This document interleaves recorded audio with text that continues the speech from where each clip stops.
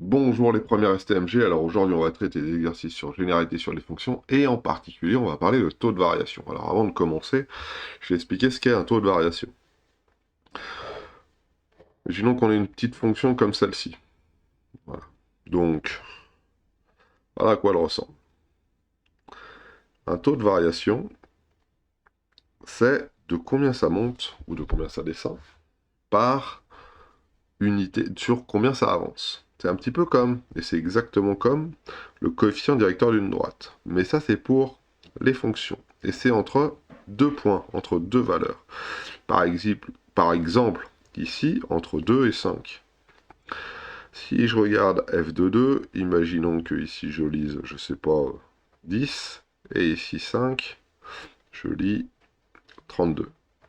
Voilà. Donc entre là et là, ça a augmenté de 22, et entre là et là, ça a avancé de 3. Donc si j'avance de 3, je monte de 22. Donc mon taux de variation, je vais l'appeler TV, hein, taux de variation entre 2 et 5, c'est donc 32 moins 10, le tout 5 moins 2. Et au final, ça me fait, alors 22 sur 3, je sais pas combien ça fait, hein, mais vous avez compris, ça fait ça. D'ordre un peu plus général, on n'est pas obligé de prendre des valeurs numériques, on peut prendre des A et des B. Alors le A plus petit que le B. Voilà, on a par exemple une fonction qui fait ça cette fois-ci. Ici on a donc f de A, ici on a donc f de B. Alors attention ici, hein, ça descend, hein. Donc mon taux de variation, lui, il va être négatif. On dit que c'est f de B moins f de A sur B moins A. Sur B moins A. Hein, là, ça descend, hein, donc on va faire celui-ci moins celui-ci, comme ça nous fera un nombre négatif. Et là, ça marche en montant, ça marche en descendant. Et vous doutez bien que ça va nous donner une information sur la variation de la fonction. Et ce taux de variation, en fait, qu'est-ce que c'est?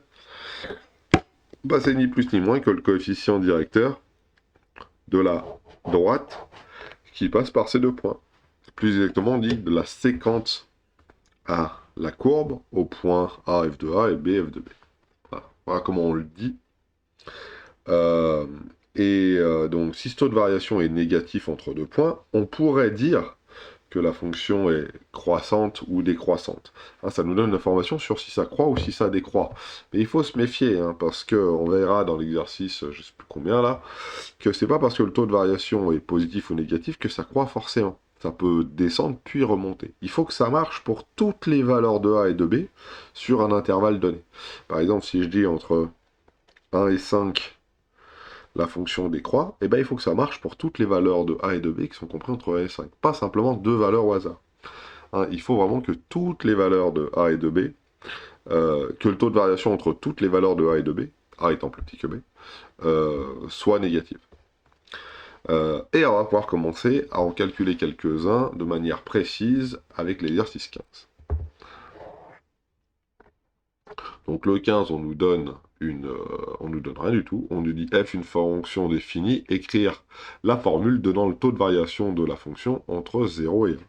Donc le taux de variation, c'est bien donc f de 1 moins f de 0, le tout divisé par 1 moins 0. Ah, c'est encore plus simple parce que 1 moins 0, ça fait 1, et divisé par 1, ça revient à faire la même chose. Donc ça fait f de 1 moins f de 0. Voilà, c'est tout pour le 15. Rien de bien dur.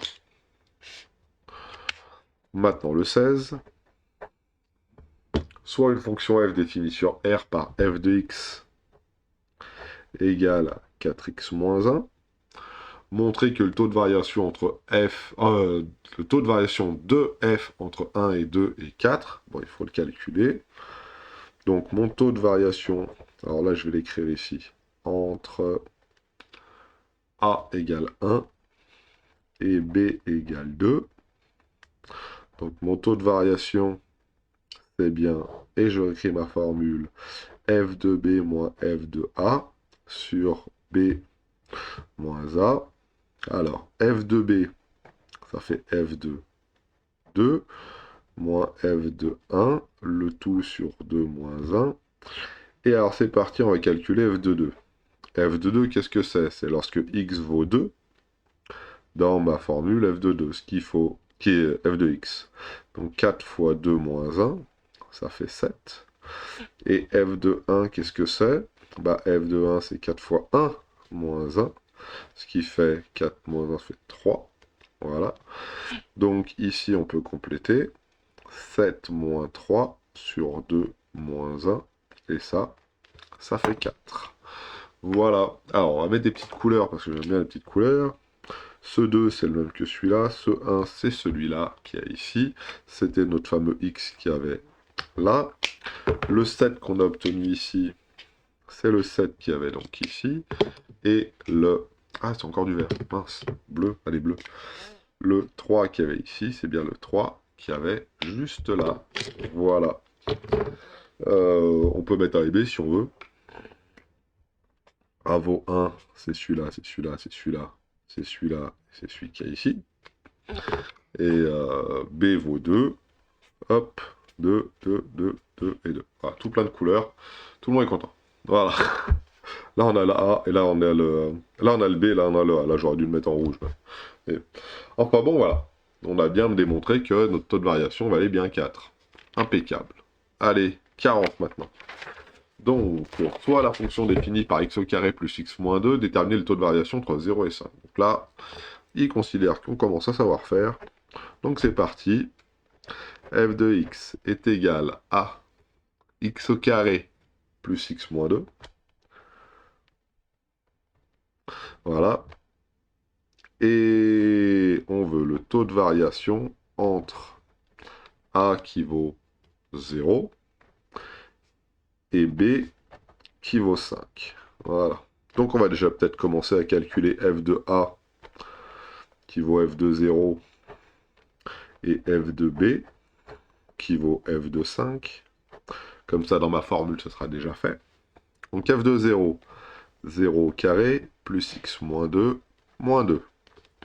F de 5, 5 au carré, plus 5, moins 2. Alors 5 au carré, 25, 25 et 5, 30. 30 moins 2, 28. Très bien. Et c'est parti. Donc, mon taux de variation qui vaut f de b moins f de a sur b moins a. Ça va donc me faire f de 5 moins f de 0 sur 5 moins 0. Ce qui va me donner, alors je vais peut-être pas avoir assez de place, quoique f de 5 c'est bien 28. F de 0 c'est moins 2. Voilà. Et en dessous j'ai 5 moins 0, bah ça fait 5, monsieur. Ce qui au final me fait 30 sur 5, ce qui au final me fait 6. Donc voilà, notre taux de variation, voulu entre A qui vaut 0 et B qui vaut 5, ça vaut bien 6. Voilà pour le premier. Ça c'est le 40. Interpréter géométriquement ce taux de variation, bah, c'est facile. C'est le coefficient de la droite passe le coefficient on recommence, le coefficient directeur de la droite passant par les points de la courbe,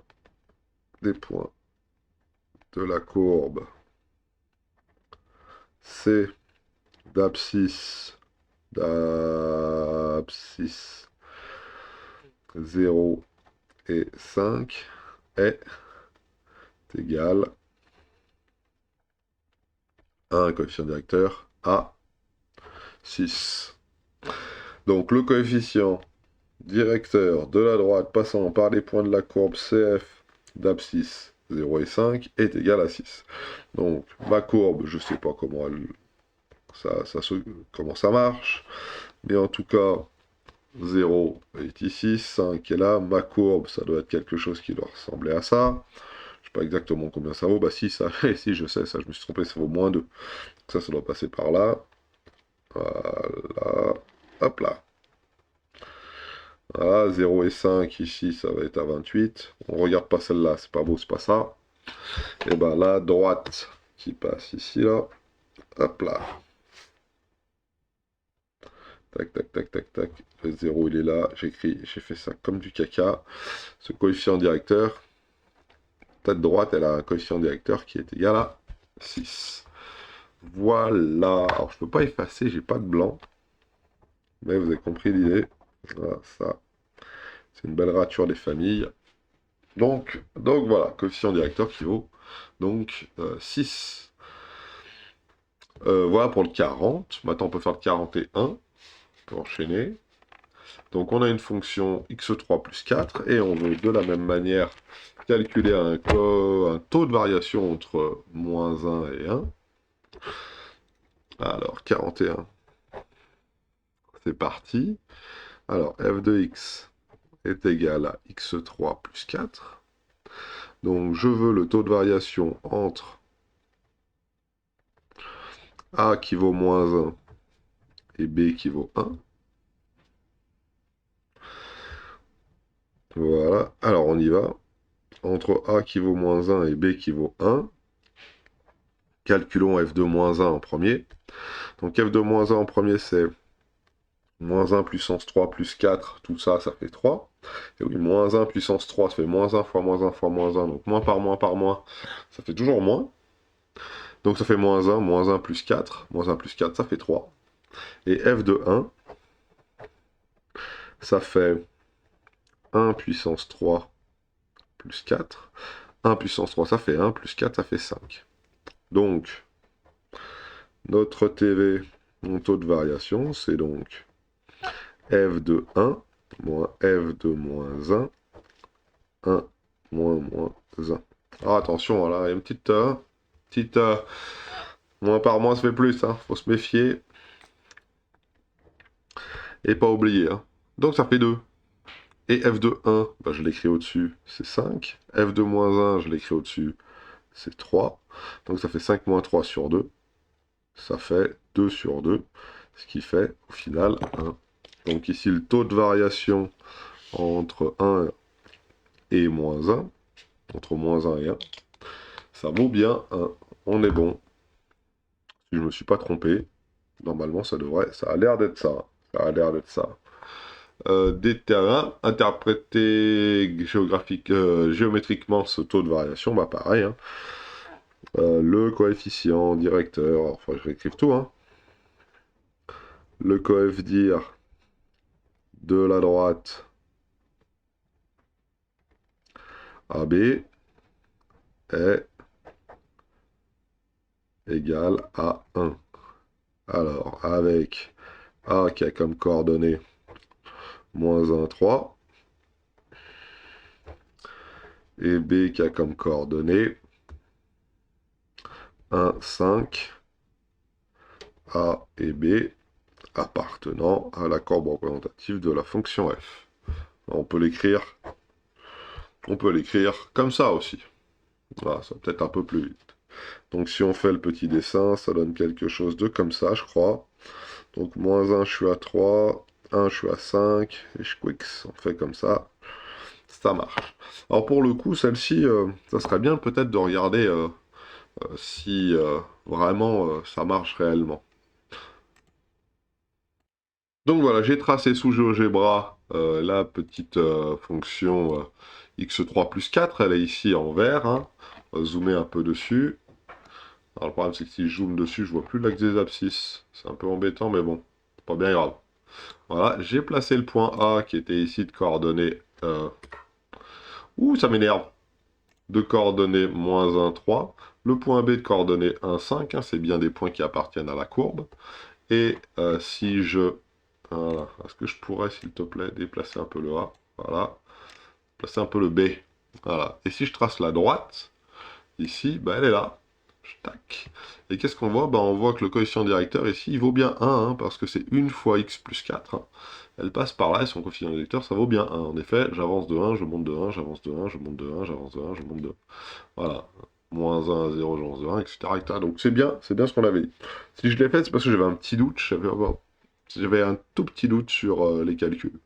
Voilà. Donc on est bon, ça fonctionne, et puis le petit schéma qu'on a fait ici ressemble quand même drôlement à ce qu'on a au tableau. Donc regardons un petit peu maintenant l'exercice suivant, on a la même chose. Mais cette fois-ci, attention, c'est entre 1 et 1 plus h. Donc ce taux de variation qui va être ici pour le 42 défini, entre 1 et 1 plus h, qui va dépendre de h. Donc à la rigueur, le petit h, on va le garder. Ok. Donc on va voir ce que ça dit. Allez hop là, 42. 42. Alors f de x, ça c'est le plus dur celui-là. F de x, parce que là il va y avoir du calcul, est égal à x au carré moins 5. Voilà. Donc je veux le taux de variation entre 1 et 1 plus h. Là j'ai pas de valeur numérique, mais c'est pas grave. On va le faire quand même. Alors c'est parti, on va commencer par calculer f de 1. Bah, f de 1, monsieur, ça fait 1 au carré moins 5, ce qui fait moins 4. Jusqu'à là, pas de problème. Et f de 1 plus h, c'est là où ça commence à être plus difficile. F de 1 plus h, c'est lorsque je remplace x par 1 plus h. Donc, j'aurais écrit ce truc-là, et chaque fois que je tombe sur un x, eh ben, je remplace ça par 1 plus h. Ça fait 1 plus h au carré moins 5. Et ça se développe. C'est quoi? Bah, c'est a plus b, le tout au carré, ce qui fait a au carré plus 2ab plus b au carré. Petite identité remarquable que vous avez vu en seconde. Donc ici, ça va me donner 1 plus 2h plus h au carré moins 5. Il y a un petit truc qui entre guillemets, se simplifie. C'est 1 moins 5, ça fait moins 4. Donc réécrit entre guillemets dans le bon sens, ça nous fait donc h au carré plus 2h moins 4. Alors pourquoi j'ai inversé h au carré et 2h? C'est parce qu'on aime bien les écrire dans les puissances décroissantes. D'abord les h au carré, après les h, puis après les constantes, hein, entre guillemets. Donc, on continue, on fait pareil. Combien vaut mon taux de variation? Bah, mon taux de variation, c'est facile. Hein. C'est f de 1 plus h moins f de 1. Le tout sur quoi? 1 plus h moins 1. C'est bien a qui vaut 1, b qui vaut 1 plus h. Voilà. Et voilà comment ça s'écrit. Et maintenant, on peut faire. Combien ça vaut f de 1 plus h? Bah, ça vaut h au carré plus 2h moins 4. Moins f de 1, ça fait donc moins 4. Et moins 4, ça fait plus 4, donc on n'oubliera pas de le faire à la ligne d'après. Et là, j'ai 1 plus h moins 1. Ça fait 1 plus h moins 1, donc 1 moins 1, ça fait 0. Il ne me reste plus que le h qu'il y a ici. Alors, regardez ce qui se passe. Il va donc me rester h au carré plus 2h en haut, hein. Moins 4 plus 4, ah, si vous voulez je vous l'écris, on fera une ligne supplémentaire, le tout sur h. Et moins 4 plus 4, ça fait donc 0, donc il me reste h au carré plus 2h, le tout sur h. Et là, on va pouvoir simplifier une petite chose. Regardez bien. Alors, est-ce que je peux mettre un peu plus de lumière? Voilà, parce que j'ai l'impression que je ne suis pas très... Regardez ce qui va se passer là maintenant. H au carré plus 2h, et ben, il y a une petite factorisation qui peut se faire. Hein. On peut écrire ça sous la forme h facteur de h plus 2. Et le tout divisé par h. Et là, ces h-là, ils vont simplifier et il va nous rester uniquement h plus 2. Voilà. Donc au final, mon taux de variation entre 1 et 1 plus h, ça vaut h plus 2. Ça dépend bien de la valeur de h. Alors, qu'est-ce que ça veut dire géométriquement parlant? Ça veut dire que si je prends ma courbe, je ne sais pas comment elle fait, mais elle doit faire quelque chose de comme ça. Que je prends 1 ici. Puis que je prends un autre point qui est juste après, 1 plus h. Voilà. Le coefficient directeur de cette droite-là va forcément être dépendant de h, hein. H, c'est de combien on avance ici. Et il va valoir h plus 2. Donc il suffira que j'ai, si j'avance de 1 ici, 1 plus 2, ça fait 3. Le coefficient directeur de cette droite, il doit valoir 3. Si j'avance de 12 ici, 12 plus 2, ça fait 14. Donc le coefficient directeur de cette droite, ça va faire 14, etc., etc. Alors on va regarder un petit peu sur GeoGebra ce que ça fait. Voilà, donc j'ai tracé à l'écran ma courbe qui est représentative de f de x qui est x au carré moins 5. Voilà. J'ai placé deux points. Le point A qui avait comme coordonnée 1, f de 1, et le point B qui avait comme coordonnée 1 plus h, f de 1 plus h. Donc voilà comment ça s'écrivait, et j'ai mis un petit curseur qui s'appelait h ici, hein. Donc vous voyez que si je mets h qui vaut 0, le point B il est sur le point A, et puis lorsque je prends par exemple h qui vaut 1, et l'abscisse du point B, elle est à une unité après l'abscisse du point A. Donc c'est pour ça que le point B se situe ici. Si je prends h qui vaut 12, h qui vaut 3 par exemple, paf, je me situe ici. Et j'ai qu'à regarder la droite maintenant qui passe par là et son coefficient directeur. Alors là, je l'ai tracé, paf, elle est ici. Et là, vous voyez, je vois que son coefficient directeur, ça vaut 5 ici. Lorsque h vaut 3, son coefficient directeur vaut 5. Donc on a bien la relation, en tout cas ça marche pour h qui vaut 3. 3 plus 2 qui vaut 5. Donc si à chaque fois je prends h que je lui rajoute 2, je vais obtenir le coefficient directeur de la droite. Alors comment je vois que ça vaut 5 là, c'est facile, j'avance de 1, 2, 3. Et ici, je monte de 1, 2, 3, 4, 5, 6, 7, 8, 9, 10, 11, 12, 13, 14, 15. Donc 15 divisé par 3, ça fait bien 5. Donc on est bon pour le coefficient directeur ici. Allons un peu plus long, prenons par exemple h qui vaut 5. Alors h qui vaut 5, il faut que je dézoome un tout petit peu, voilà. Je me situe là. Et 5 plus 2, ça fait bien 7. Donc on a bien un coefficient directeur qui vaut 7, ici 7x moins 11, on le voit bien apparaître là, et on a bien cette relation du, lorsque je prends h qui vaut 2,1, je devrais obtenir 4,1, c'est bien ce qu'on a là. Si je prends h qui vaut, allez, prenons une valeur au hasard, 3 j'ai déjà fait, 3,6, 3,6 plus 2, ça fait bien 5,6, donc on a bien cette relation-là, là, celle qui nous dit que lorsque on a lorsqu'on a une valeur de h, il suffit d'ajouter 2 pour avoir le taux de variation, et ce taux de variation, hein, il se situe entre 1 et 1 plus h. Voilà pour le 42. Alors celui-là était difficile, hein, parce qu'il était entre guillemets paramétré par h. C'est quelque chose qu'on reverra peut-être pendant la dérivation, il suffit de faire tendre après h vers 0, et on aura un taux de variation un peu particulier qui s'appelle le nombre dérivé. Alors on va faire ça, et vous vous rendez compte que la droite, elle est plus vraiment séquente en deux points, hein, même s'il faudrait zoomer pour voir qu'elle est séquente, mais plus le point B se rapproche du point A, et plus ça ressemble à une tangente, on appelle ça, voilà. Et on a le nombre dérivé qui va apparaître. Donc ce taux de variation, on le reverra plus tard dans un chapitre qui s'appelle dérivation. Alors, regardons maintenant le dernier. Ah non, il m'en reste encore deux. Voilà. Oula, ils n'ont pas l'air faciles. Mais on va quand même regarder le 43. Et regardez le 43, ce qu'il nous dit. Il nous dit, soit la proposition f est croissante sur l'intervalle, alors le taux de variation est positif. Est-ce que cette proposition est vraie?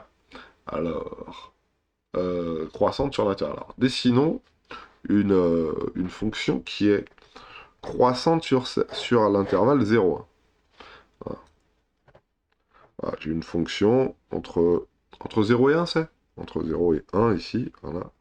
0 et 1, alors on va dessiner une fonction qui est strictement croissante. Croissante, ouais. Hop là. C'est-à-dire qu'elle ne descend pas. À la rigueur, elle pourrait être un petit peu constante, mais pour l'instant, on va juste s'occuper de croissant. 1, 2, je sais pas, hop, hop, hop. Est-ce que le taux de variation, il va être positif entre 0 et 1? Et bien, si elle est croissante, oui, mon taux de variation, lui, il va être positif. Donc, si la fonction est croissante, en effet, le taux de variation, lui, va être positif. Pourquoi? Parce que le coefficient directeur de la droite, lui, il va être positif. Maintenant, est-ce que la réciproque est vraie? Alors, c'est quoi la réciproque? C'est est-ce que si le taux de variation est positif entre 0 et 1, on a forcément la fonction qui est croissante. C'est-à-dire, est-ce que ça marche dans l'autre sens? Donc, vous voyez que là, j'ai mis la flèche uniquement dans un sens, pas dans l'autre. Okay, justement pour vérifier. Alors, on va essayer de tracer ça différemment. Taux de variation positif entre 0 et 1. taux de variation positif entre 0 et 1. Voilà, ça fait quelque chose de comme ça. Est-ce que ça veut forcément dire que la fonction, elle est croissante? Eh ben, oui, monsieur, il faut qu'on la monte, mais elle peut très bien être décroissante, puis être recroissante ici, où on peut avoir ce cas-là. Donc c'est pas parce que le taux de variation, il est positif, que la fonction est forcément croissante. Il faut que ça soit positif pour toutes les valeurs de A et de B qui sont compris entre 0 et 1. Donc il faut le démontrer, pas que pour 0 et pour 1, mais il faut le démontrer pour tous les nombres qui sont compris entre 0 et 1. C'est ça qui est difficile à comprendre. Donc là, non, la réciproque n'est pas vraie. La réciproque n'est pas vraie. Donc attention, il faut bien démontrer pour toutes les valeurs de A et de B qui sont ici, là, de A et de B qui sont compris entre 0 et 1, que le taux de variation est positif pour pouvoir dire que la fonction est croissante. Ici, vous voyez, par exemple, si je prends A qui vaut ici et B qui vaut là, bah, mon taux de variation, lui, n'est pas du tout positif, il est plutôt même négatif. Le coefficient directeur de cette droite est plutôt négatif. Donc la fonction n'est pas croissante. Elle est bien croissante, décroissante, croissante. Elle est bien croissante à certains moments dans l'intervalle, mais pas tout le temps croissante sur cet intervalle. Tandis que l'inverse est vrai. Le taux de variation, lui, il va être positif pour toutes les valeurs de A et de B, si la fonction elle est croissante. Voilà, c'est dans ce sens-là qu'il faut le dire. Le 44, ouais, la fonction définie sur 0 plus l'infini par x est égal à 4x au carré et A et B, deux réels positifs distincts, ouf, sûrement avec A plus petit que B. Et voilà à quoi ça va ressembler. Et on veut montrer que le taux de variation de f entre A et B est égal à 4A plus B. Donc on y va. 44, f de x est égal à 4x au carré. Elle est définie sur 0 plus l'infini. Alors on va tout expliquer. Ça veut dire que, voilà à quoi elle ressemble, que les valeurs de x, elles sont forcément positives, parce que définies sur 0 plus l'infini. Voilà. C'est-à-dire que les valeurs de x, elles commencent là, et puis elles vont jusqu'à plus l'infini. Il n'y a pas de partie à gauche. Voilà. Et montrer que le taux de variation de f entre A et B est égal à 4A plus B. Alors c'est parti. Alors on va déjà calculer f de A. Bah monsieur, f de A c'est facile, c'est 4A au carré. Et f de B, qu'est-ce que c'est? Bah c'est facile monsieur, c'est 4B au carré. Voilà. Et maintenant on peut donc calculer notre taux de variation. Notre taux de variation entre je l'appelle T, un taux de variation entre A et B. Alors pour ça, on calcule f de A et f de B, f de A et f de B. Donc le taux de variation, c'est f de B moins f de A sur B moins A. Ce qui fait donc 4B au carré moins 4A au carré, le tout sur B moins A. Et là, c'est pas du tout égal à ce qu'on a écrit au tableau. Oh, ils nous disent que ça va faire 4 fois A plus B. Bah alors, qu'est-ce qui se passe? Quelque chose qui va pas. Ah non, regardez, il y a quelque chose qu'on n'avait pas bien vu. Là, on a ce qu'on appelle une identité remarquable. Alors, on va l'écrire un tout petit peu différemment. Donc déjà, je peux factoriser par 4. 4, b au carré, moins a au carré, sur b moins a. Et j'ai une identité remarquable qui apparaît là. 1 carré moins un autre carré. Et 1 carré moins un autre carré, qu'est-ce que c'est? Bah, c'est b plus a, facteur de b moins a. Rappelez-vous, alors je vous l'écris dans un petit coin, a plus a au carré moins b au carré, c'est égal à a plus b, facteur de a moins b. Ça, c'est ce qu'on a vu en seconde ou en première ou en seconde ou en troisième, les identités remarquables. C'est des développements qui sont pratiques à connaître. Donc a carré moins b carré, c'est a plus b moins a plus b facteur de a moins b. Et ici, bah, c'est pas a carré moins b carré, mais plutôt b carré moins a carré, donc on inverse les b, ce qui nous fait b plus a facteur de b moins a. Et j'ai oublié d'écrire en bas, divisé par b moins a. Mais il y a un truc Il y a un truc identique en haut et en bas, hein. J'ai bien multiplié par b-a et divisé par b-a, donc ça va simplifier. Et donc au final, il va nous rester quoi? 4 fois b plus a. Donc 4 fois b plus a et a plus b, c'est la même chose. Donc, très facilement, on arrive à retrouver notre taux de variation qui vaut 4 fois a plus b. Voilà. En utilisant la question précédente, montrer que la fonction f est croissante. Alors, pareil, hein. Mon taux de variation, c'est 4 fois a plus b. Si pour toutes les valeurs de a et de b compris dans l'intervalle de définition, on a a plus b qui est 4 fois a plus b qui est positif, alors ma fonction elle est croissante. Mais attention, il faut que ça marche pour toutes les valeurs de a plus b. Et bien là c'est le cas. Pourquoi? Parce que euh, pour toutes les valeurs de a, pour tout a et b appartenant à 0 plus l'infini, je vous rappelle que là, la fonction elle est définie sur 0 plus l'infini. Donc toutes les valeurs de a et de b sont comprises entre 0 et plus l'infini. Donc on a a qui est positif et b qui est positif. Ah ouais, ils sont compris entre 0 et plus l'infini, donc ils sont positifs. Donc, forcément, un positif plus un positif multiplié par 4, 4 fois a plus b est forcément positif. Donc le taux de variation est forcément positif. Donc, la fonction, elle est croissante. Mais ça, on l'a bien écrit ici, c'est pour toutes les valeurs de a et de b qui appartiennent à 0 plus l'infini. On a a positif, b positif, le taux de variation est positif, donc la fonction est croissante. Et ce qui est le cas ici, on la voit bien, elle est dessinée à peu près correctement là. Alors on peut regarder avec GeoGebra ce que ça donne. Voilà, je l'ai dessiné à l'intérieur de GeoGebra, on a bien une courbe qui est croissante, hein, et si je prends 2 points de cette courbe, hop, alors on va mettre un ici et un là, et que je trace la droite entre A et B, voilà, et que je bouge les valeurs de A et de B, hein, A et B, bah on a toujours un coefficient directeur de droite, là, qui va être positif, comme ça, même si j'inverse A et B d'ailleurs, hein, on a toujours un coefficient directeur qui est positif, donc ma fonction elle est croissante. Si je me mets même là, ça marche. Si je me mets là, ça fonctionne. J'ai jamais ma droite qui a un coefficient directeur négatif. Je pousse un peu le A, voilà. Et voilà pour ces exercices.